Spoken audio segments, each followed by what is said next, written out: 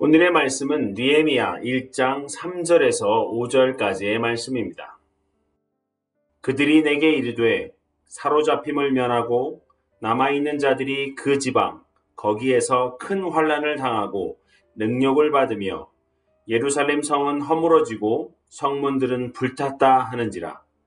내가 이 말을 듣고 앉아서 울고 수일 동안 슬퍼하며 하늘의 하나님 앞에 금식하며 기도하여 이르되 하늘의 하나님 여호와 크고 두려우신 하나님이여, 주를 사랑하고 주의 계명을 지키는 자에게 언약을 지키시며 긍휼을 베푸시는 주여 간구하나이다. 묵상있는 저녁 24번째 시간, 오늘의 주제는 느헤미야를 따라 기도하기입니다.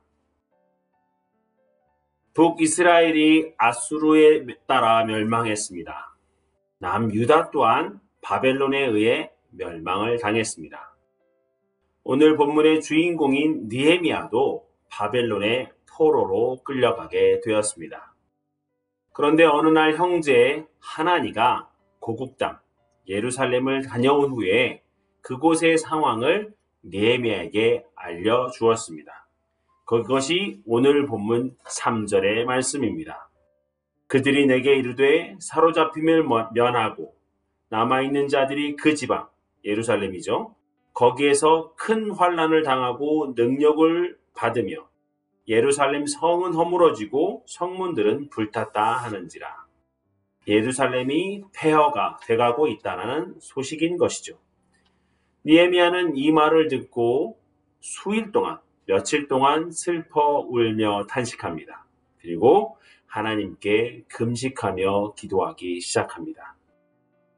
이 기도에 따라 느헤미야를 통해 하나님께서 역사하시는 장면이 바로 우리가 알고 있는 느헤미야서입니다.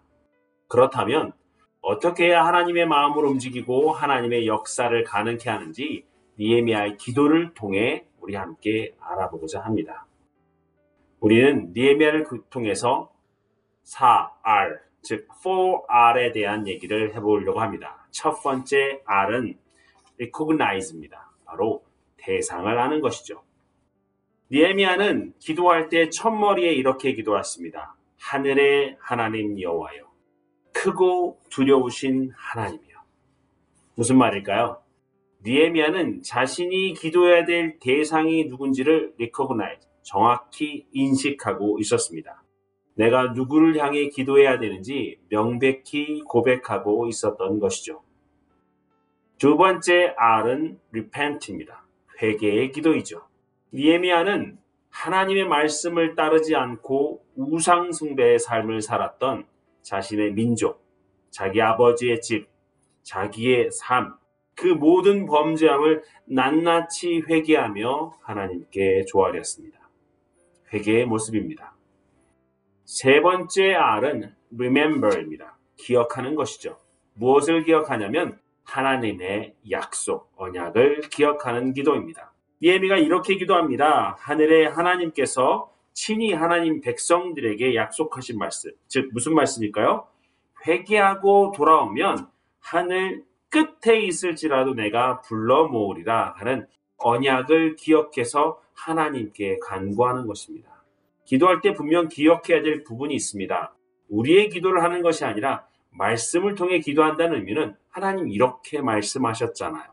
우리에게도 이렇게 허락해 주세요라고 remember the promise, 그러니까 약속을 기억하는 기도가 중요하다는 것이죠. 마지막 네 번째 R은 바로 request, 은혜를 구하는 기도입니다. 느헤미야는 하나님의 은혜를 구하였습니다. 사실 형제 하나니가 예루살렘을 상황을 나에게 들려준다 한들, 내가 울며 자복하며 금식하고 기도했다 한들 예루살렘 성을 다시 일으키는 건 느헤미야 혼자 할 수 있는 일이 아닙니다. 그렇기 때문에 은혜를 간구한 것이죠. 하나님, 그 땅을 불쌍히 여겨 주옵소서. 하나님, 그 땅을 회복시켜 주옵소서. 그 땅이 핍박받는 우리의 백성, 우리의 동족들을 다시 살려주시옵소서. 은혜를 간구하였을 때 느헤미야 1장 후반부에 보면 하나님께서 느헤미야를 왕의 술 맡은 관원장으로 세우십니다. 그때부터 역사는 시작되는 것이죠. 여러분 알고 있듯이 왕의 옆에 왕의 술 맡은 술객으로서 무엇을 했을까요? 왕에게. 그러면서 느헤미야의 예루살렘 회복의 운동은 시작된 것입니다. 사랑하는 여러분, 느헤미야는 기도를 통해서 자신이 누구한테 기도해야 될지를 알았고, 내가 지금 있는 가운데 범죄함의 부분들, 나 개인적인 문제를 넘어 우리 가족, 우리 가게, 이 나라와 이 땅을 향해 회개하였고, 또 하나님의 언약을 기억하여 간구하였고, 마지막으로 이 모든 것을 이루실 하나님의 은혜를 간구하였습니다.